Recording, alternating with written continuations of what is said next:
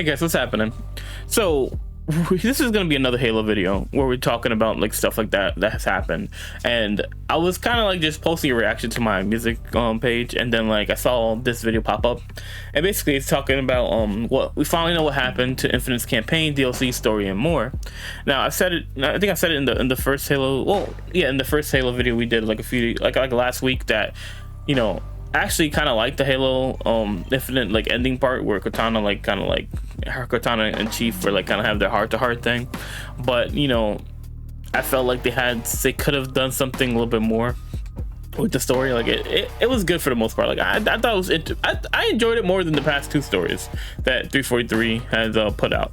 So I thought that there was some wiggle room where they could have like if they really got their together, they would be able to continue doing what they should be doing and like just making a good story. But obviously there's a lot of things that go into it behind the scenes that kind of make it hard for Halo to just kind of function on its own.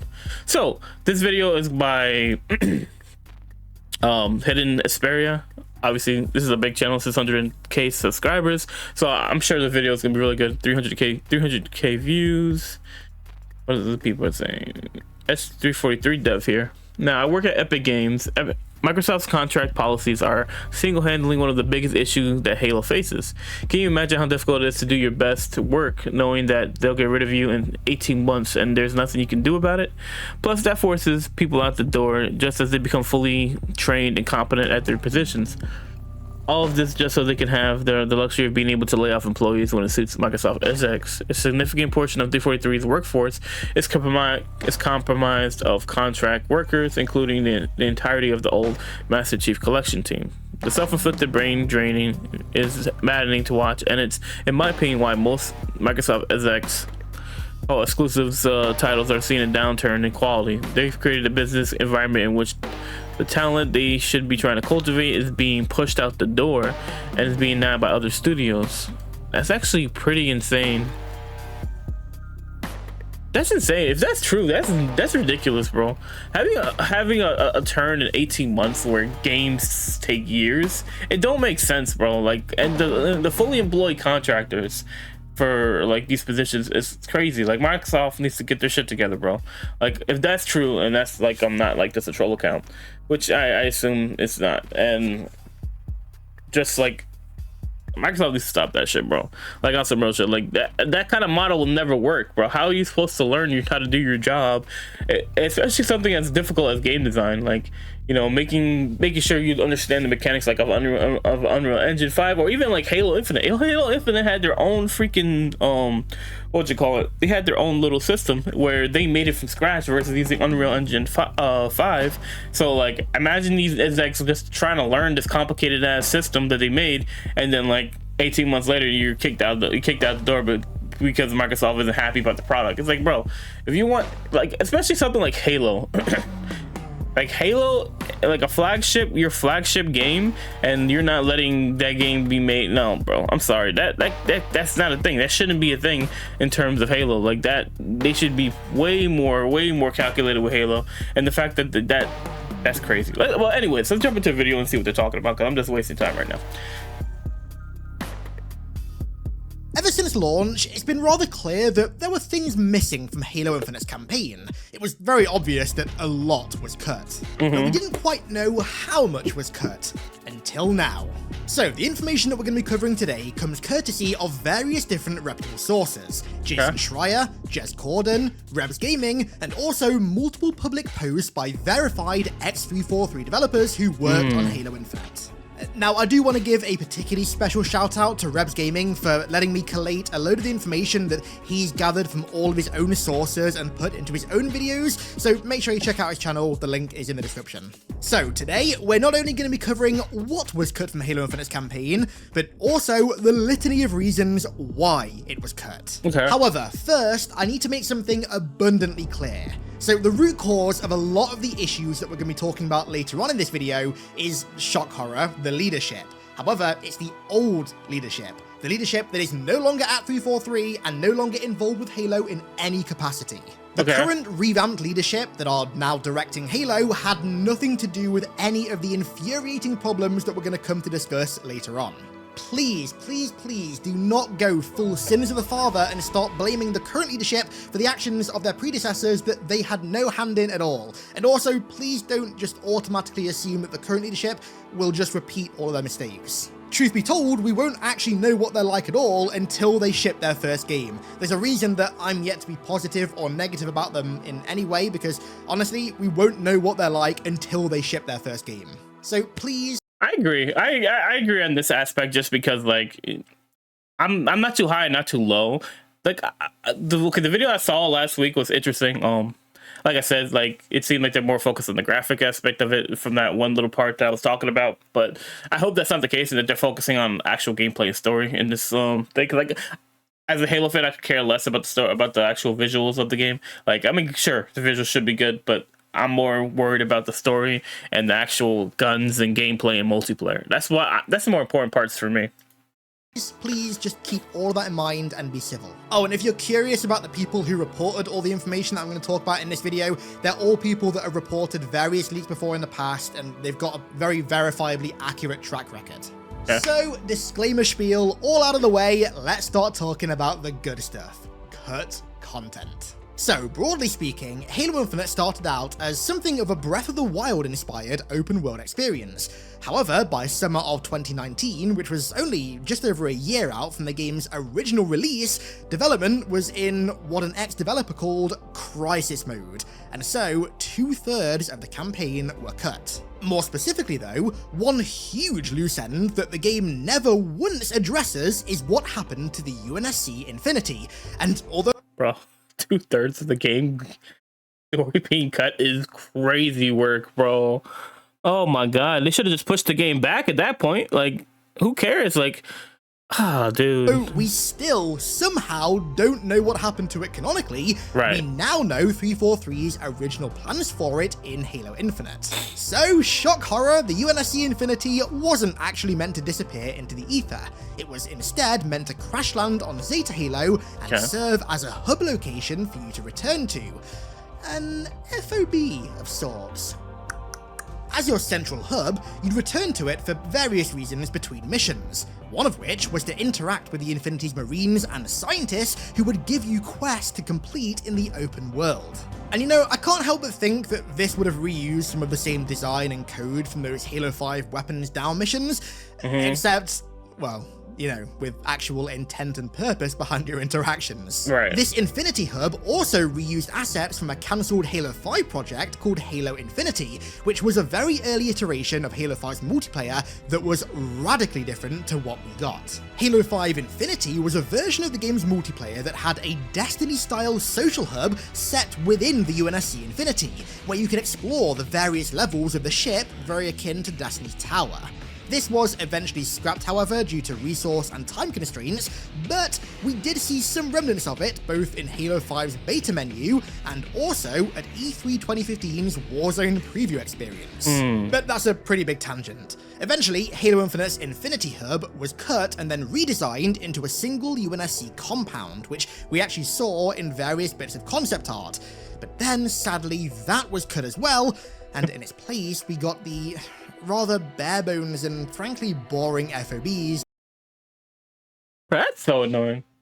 Like, bro, that's so annoying, because like this shit is stupid, bro. Like, compared to what we should have gotten, like, and just like the hearing about it now with it being the actual freaking, oh my god, bro, like that's crazy.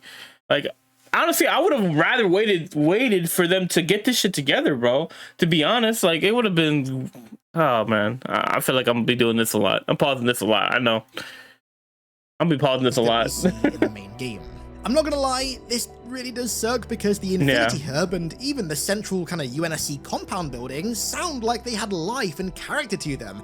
Whereas, I gotta say, the FOBs really didn't, to be honest. So disappointing, bro. Anyway, moving on, let's talk now about what was hands down the #1 most anticipated part of Halo Infinite's post-launch life, and that was also one of my personal greatest sources of excitement for Halo literally ever. Campaign DLC.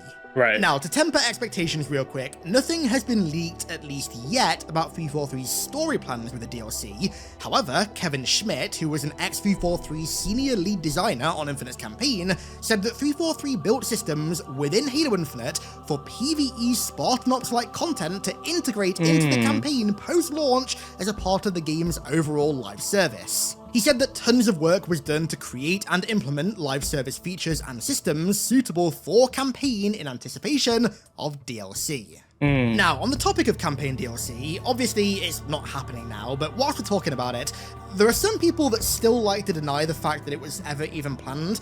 Of course, 343 never officially confirmed it or said that it was ever coming. Why would they leave the story like that if they wasn't gonna continue on with the story DLC, especially with so many games nowadays doing story DLC, especially like fighting games. Fighting games have been putting out a lot of like story DLC, especially like Mortal Kombat games, like Mortal Kombat and Tekken. Like, of course, like, you know, in today's day and age, like, if you can milk more of a game by adding story DLCs to it outside of just characters and stuff like that, and like, you know, new areas, like there's so much stuff that you, like, especially in a live service game, if you're going for a live service model, which kind of like seemed like they were going to from the beginning, like it would make sense that after the ending, like it was going to be a story DLC. And I'm not gonna lie, after I completed Halo Infinite's campaign, I immediately thought the same. I thought that there was going to be a story DLC eventually, you know, but it is what it is.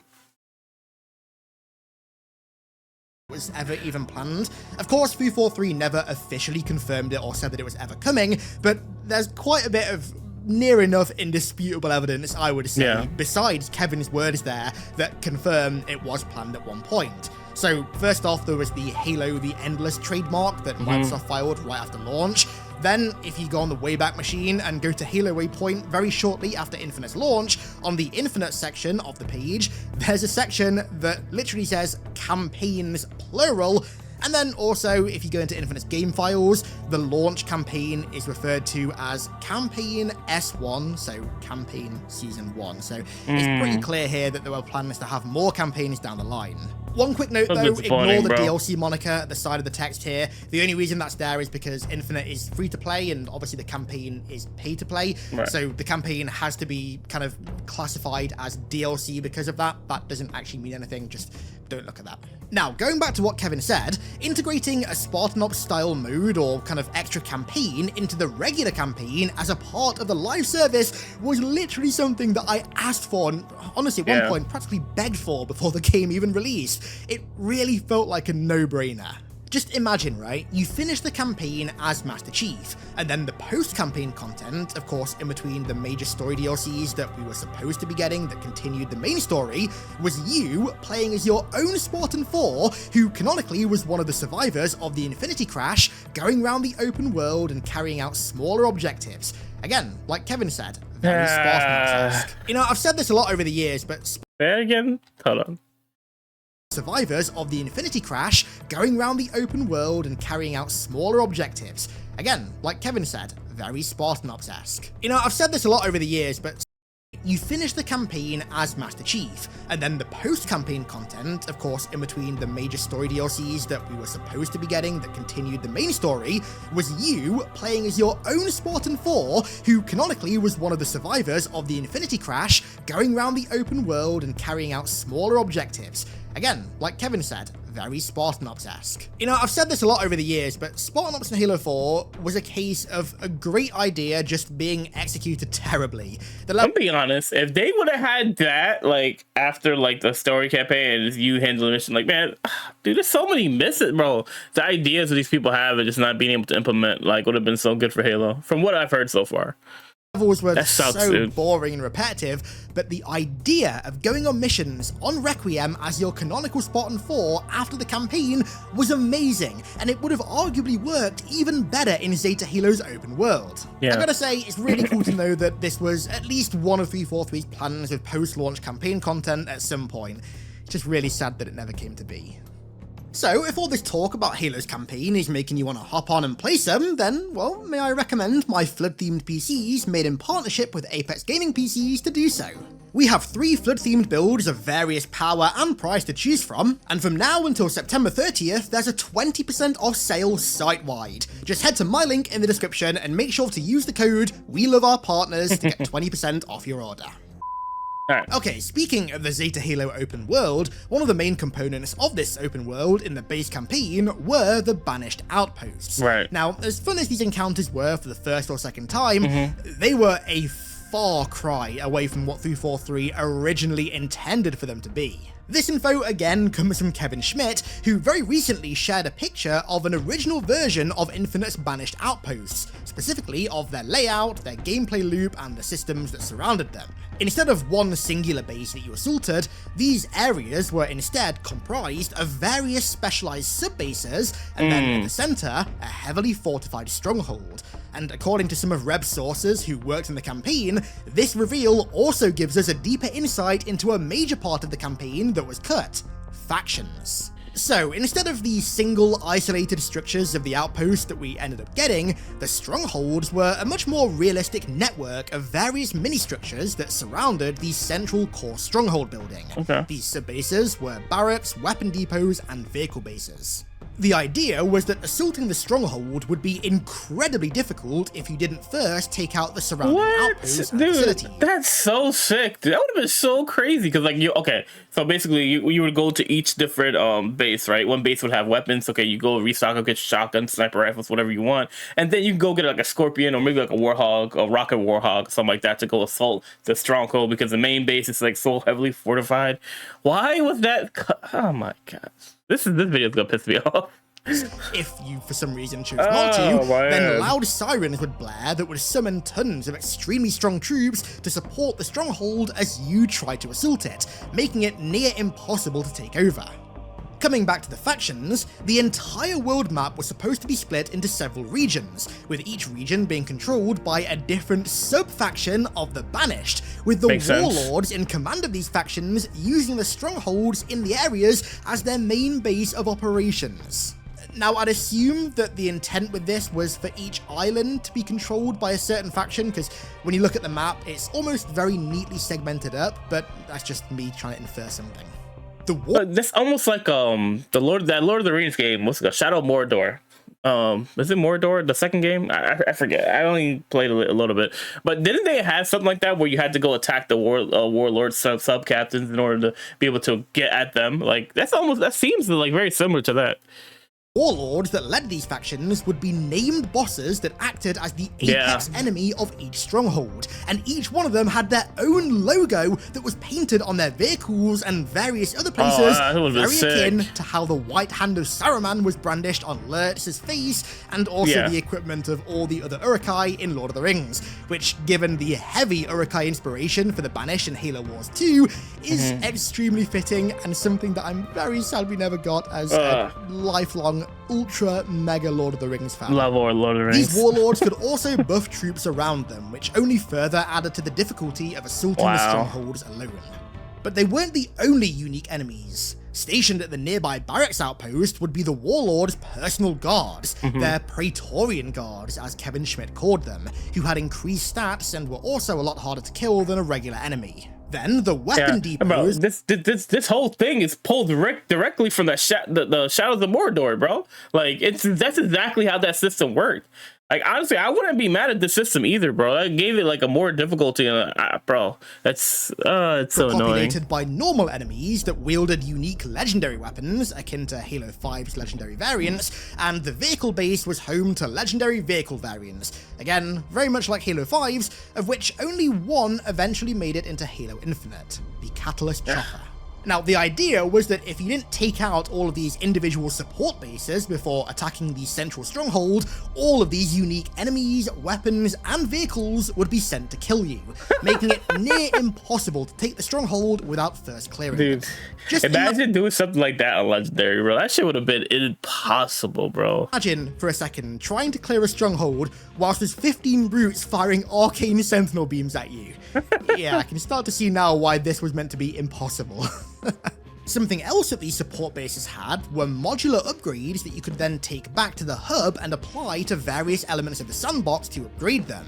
I'm talking weapon attachments, and also, by the sounds of it, vehicle attachments as well, given what the support bases actually were.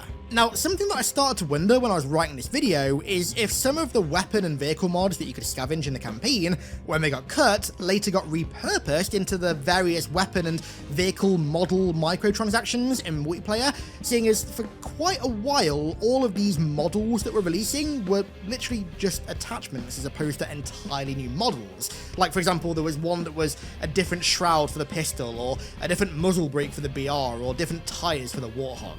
They aren't entirely new models, they're almost objectively speaking attachments.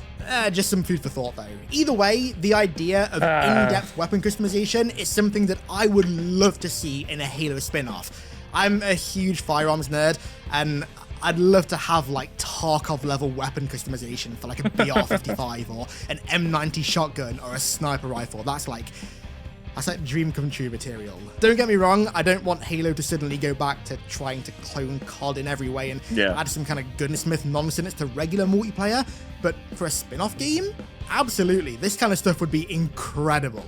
Just imagine like Tarkov level weapon customization like for Halo weapons in a gritty ODST shooter.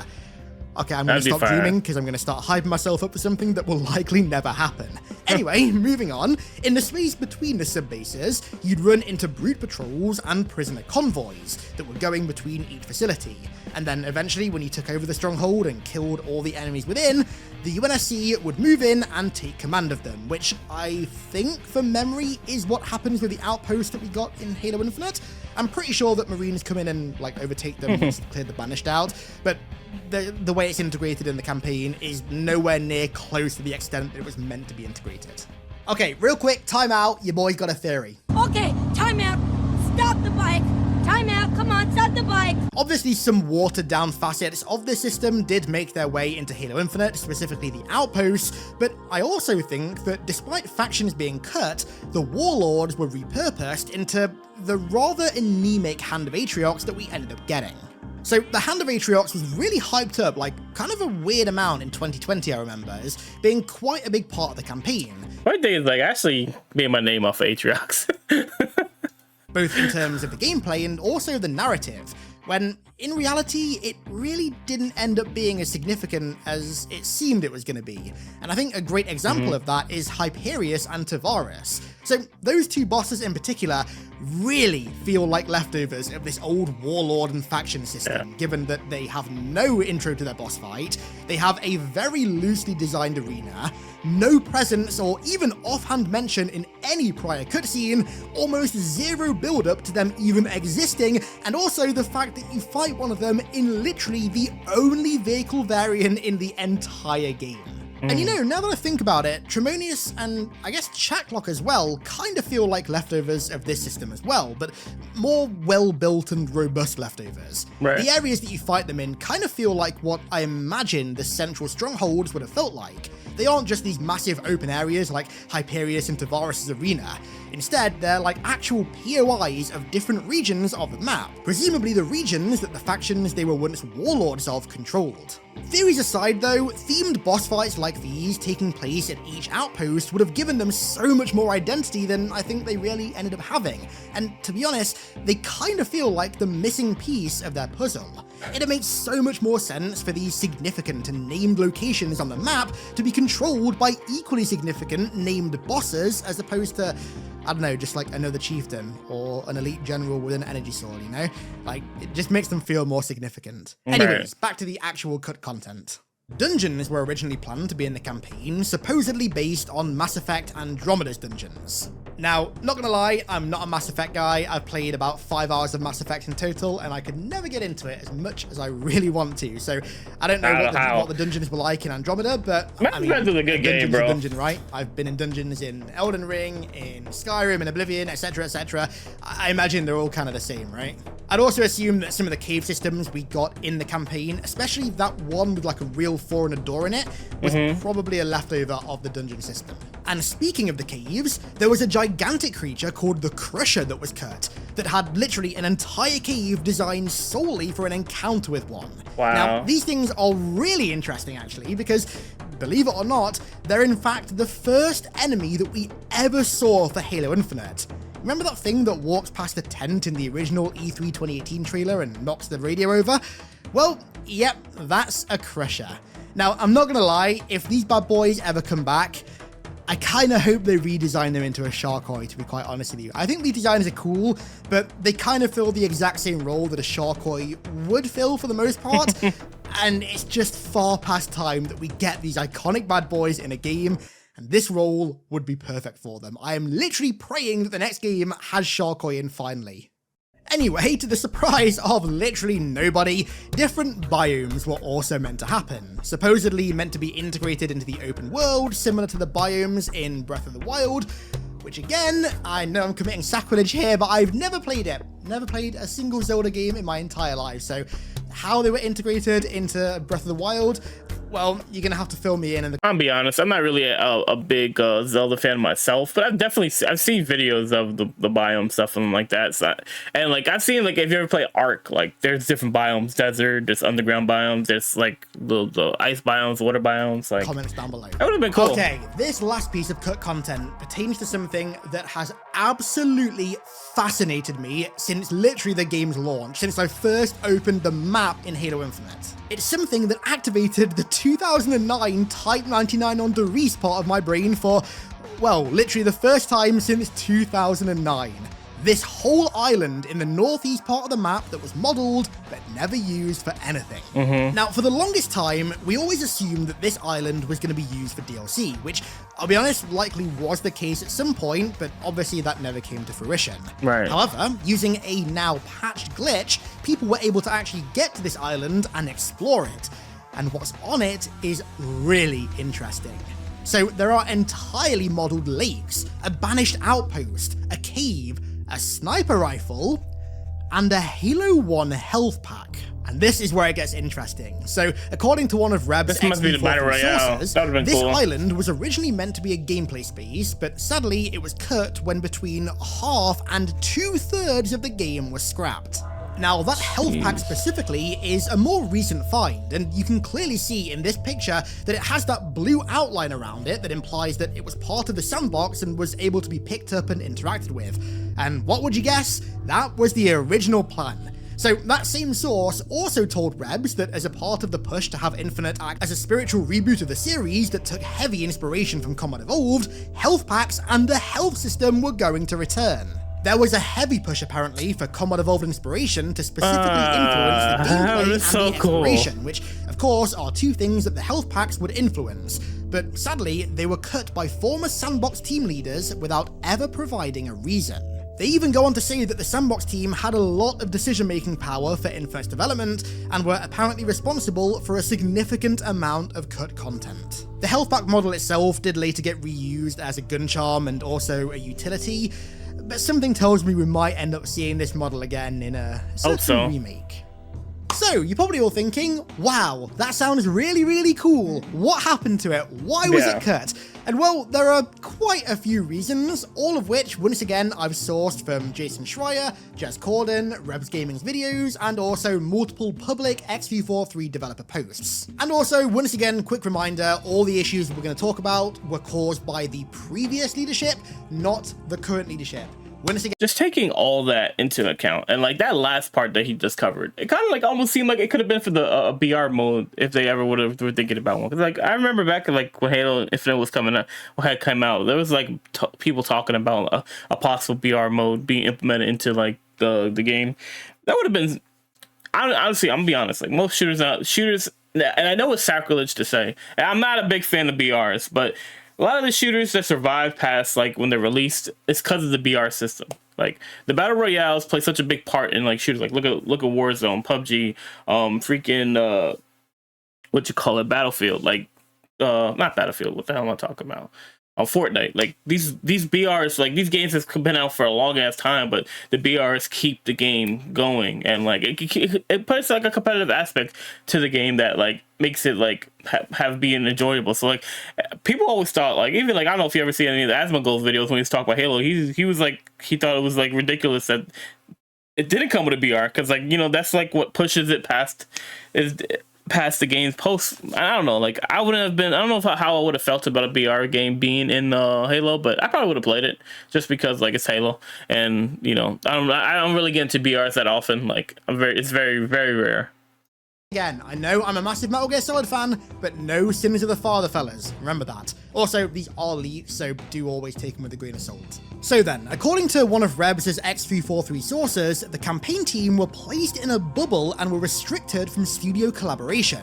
Now, all you gotta do is go back and watch any of the old Bungie, or hell, even 343 Vidocs, and you'll realize how important collaboration between teams is in game development. And for some peculiar reason, upper management just didn't see that. Apparently, they thought that raw manpower, just throwing more devs at a problem, was more effective than collaboration, which I think it's fair to say isn't the case. This extreme compartmentalization is even worse when you consider that the campaign team were creating the first ever open world Halo campaign. They were designing something that Halo has literally never done before. So the collaboration that they were weirdly denied would have been even more valuable than ever before. Now, by the sounds of what some of Rebs' other sources said, this bubble went beyond just the campaign team. In fact, leadership split the entire studio into a number of different and highly segmented teams. But even worse was the fact that these teams were constantly vying for resources. Jason Schreier's source even said that it was like the studio was split into fiefdoms, and that this compartmentalization was so extreme that it felt like 4 to 5 different games were being developed simultaneously. This was so damaging, in fact, that it caused Infinite's creative direction to be up in the air until unusually late in the game's development. This development in a bubble with no collaboration apparently drained and stressed the campaign team, and so, as a remedy, the leadership started doing these things called hackathons, which were these week-long events where developers could take a break from working on Infinite to develop prototypes of their dream Halo games. Now, hackathons are pretty popular. Okay, before we continue on with the video, what the hell were they thinking?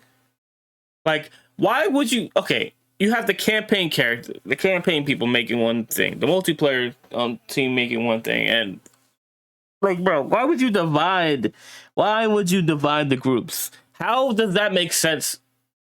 Like collaboratively, like if you're all working on the same game, y'all should be collaborating with each other to make sure that something is working the right way. That's why like Halo Infinite just felt weird for mad long. The game just didn't like coincide with each other. That's why like they had like it literally is 2 separate games. You got the multiplayer and then you got the campaign. Like, oh man, this is so stupid, bro. Like, well, what? I'm glad all those people are gone. Like, honestly, like, though, that I hope the new dev team learns from this because this video, he's doing such a great job, bro. This is such a good video, and like, it's pissing me off that all this stuff was in the game, was plans for the game, and that they never achieved it because of I really wish they would have pushed the game back like a year or 2 years. If they had all these plans for Halo Infinite, I would have rather waited longer to get these things in the game versus just like a quick little money, a cash grab for the campaign and all that bullshit. Like, in tech. In fact, some pretty major things have actually been born from hackathons. I mean, Twitter, for example, was born from a hackathon, so they're quite a big deal. The idea with them isn't to specifically create an actual product, but rather just to prototype ideas and kind of have them on the back burner for later development, and in this case to also try and help raise morale as well. And fun fact, this is actually where the prototype for that saber-based space combat game Halo's Starfighter came from. Starfighter was Kevin Schmidt's hackathon project. Reb sources said that these hackathons actually did go a long way in helping to improve team morale. It kind of just let them stretch their creative legs a bit on something that was different, yet still Halo. However, only 2 of them ever actually happened before they were shut down and all the prototypes made from them discarded because ultimately they didn't move Infinite's campaign any closer to completion. And the ironic thing is that the developers that spoke to Rebs told him that this actually had the opposite to the intended effect. Yeah. The hackathons were having their intended effect. People were feeling more creative, more productive, and morale was higher. They were a very nice creative break from the work that was creatively draining them, but when they were stopped, the devs were sent back to square one. Okay, moving on to the testing that the campaign received, or rather the lack thereof, one of Rebs' sources said that the campaign received 0 external focus testing, unlike literally every prior Halo campaign, with I think the only exception to that being Combat Evolved. I spoke to a Bungie developer quite a long time ago now, and I'm pretty sure they said that Halo 1 didn't have any focus group testing. They only start with Halo 2, but that's by the by. However, when Joe Staten joined, he started to run external focus group testing for the campaign, but apparently by that point, it was just too little too late. Rather, instead of doing external testing, the studio did something called Days of Play, which were days that they set aside for the entire studio to play the campaign. However, again, for some weird reason, leadership eventually stopped these days as well, alongside a load of other meetings and reviews for the campaign too, which inadvertently cut off all feedback loops for the campaign team as, like I said before, they were locked in a bubble. Reb said that nobody knew why leadership stopped these days. I assume it was to get everyone back to work on Infinite and make sure that it reached completion in time, but apparently the leadership didn't even bother taking part in the Days of Play when they were running, which isn't exactly the best look. The only time the leadership asked for studio-wide campaign feedback after Days of Play were cancelled was months before the game was shipped, which by that point, I mean, there was no time left to act on any of the feedback they were given. Again, it was too little too late. All in all... Bro, what? Alright, okay, so I'm obviously, I've been a manager in certain jobs, and like, obviously it's a very small scale compared to like something like running a gaming studio for Microsoft. Now, mind you, morale among your employees is always important.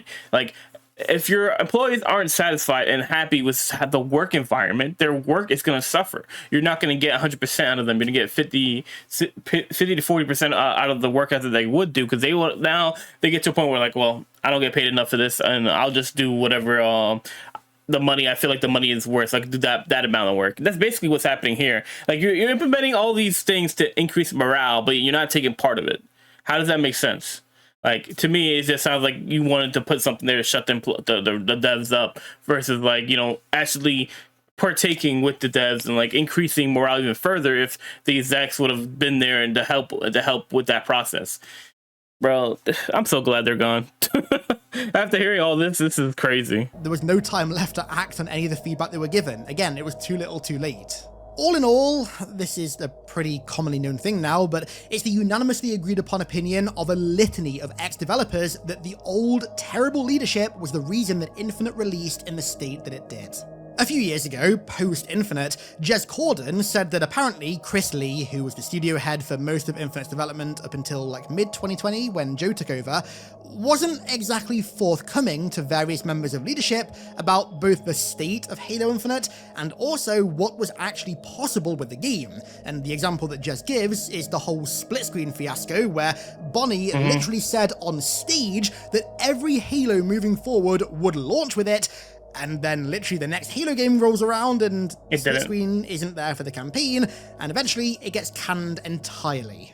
Wow. Moving on, Microsoft were apparently overly focused on the Xbox Series X launch. And a Halo without a split screen is crazy. That's crazy work.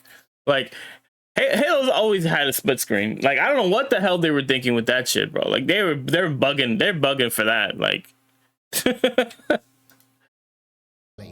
Moving on, Microsoft were apparently overly focused on the Xbox Series X launch and tunnel visioned on it so hard that they insisted that Halo needed to be ready to launch with it, even though it was very clearly not ready to launch.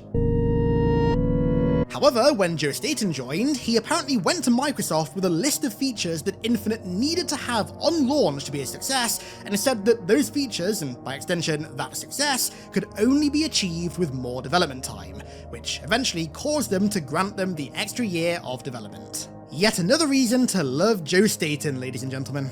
And finally, I mean, this is stuff that we've known for a long time now, but several ex-developers have publicly stated their disdain for Microsoft's 18-month contractor policy and have said that it was severely damaging to the game's development.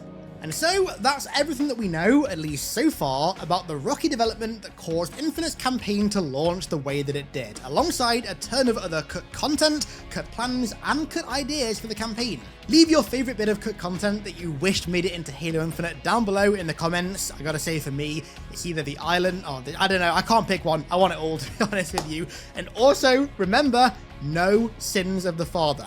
And so, with that important message said, I want to give a huge thank you to all of my amazing patrons for the continued support over there, as per usual. Alright, let's give a like and subscribe to this channel. This was a really good video. Turn notifications on. But, bro, that's disappointing, bro. Like, all that, like, that's mad disappointing, bro. The amount of stuff we could have had in the game would have made the game so much better, bro. And, dude, having a hub for freaking the Infinity, like, would have been awesome, dude, versus the little crap. Whatever, that's like such a lazy design for a hub, like these outposts. Like, instead of having a central base, like, it would have been fine if you had the outposts, but like you still would have had the central base. And like, bro, like, oh my god, dude, this just pisses me off. And like, all of this, there's so much stuff in here that just like doesn't make sense, bro. The separating of the campaign team from the rest of the team, and like to the point where it felt like they were making different games. They had plans to boost morale, but then cuts them off, and then they had another plan to boost morale, but then like they don't join to play the state of play. It didn't seem like they were really testing the campaign until like almost the very end of it, which was by that point it's a little late to change a lot of the stuff at the beginning. Like, and then like Microsoft needs to change that 18 months contractor shit, bro. That is not okay. That made the team suffer. Like, you know, how can you put out your best work when you're just learning the system? And like, Halo going to Unreal Engine 5 is the best thing for Halo, because think about it, they were building these engines for the game, for specifically Infinite. Like, they made that engine from scratch. So like, how can you fully get invested in learning these things when like you're just building it for the game? It doesn't make any sense. So having Unreal Engine 5, which is a general engine that a lot of the game industry is using now, is probably going to be the best for it, where Halo can focus on things that are important: campaign build and testing, campaign multiplayer and stuff like that. Like, I hope, you know, this new team learns from the old team and like what not to do, and just focus on like the ideas, because they had a lot of good ideas. It looked like, bro, it looked like a lot of fun. Like, the island having med packs, like, almost makes me think that they had a plan, like almost like a BR mode for that, and like the health pack would have been like to heal yourself and stuff like that. It would have been cool to see that come to fruition. But at the end of the day, we got what we got. Hopefully the next Halo game is a lot better, you know. Man, I can't wait for the next Halo game. Hopefully it works a lot better. Like, I plan on playing Infinite 2 on the channel eventually. Once I get the YouTube stuff figured out, I'll probably do that. But anyways, guys, I'm gonna head up out of here with this one. Let me know what you guys think about all this stuff that now that you heard it, and if you heard it before, like, is there anything new talking about like some new stuff? But like, obviously this is like 3 weeks, that 3 weeks video, so obviously it's like, I'm sure there's an updated one. Actually, let me see if he has an updated one. Maybe we'll do that the next time. Oh, what the heck just happened?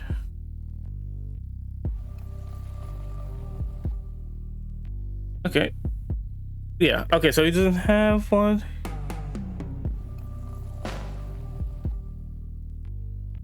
Okay. But yeah, that's gonna do it for this video. Hope you guys enjoyed it. Like, obviously, you know, there's a lot I learned from this video. Like, obviously I took a step back from you know, playing Halo. Like, but I miss playing Infinite. Like, when they first came out the arena, I was always in that game mode. That's like one of my favorite game modes, just shooting with the VR. But anyways, guys, I'm gonna head up out of here. Hope you guys have a good rest of your day. Peace.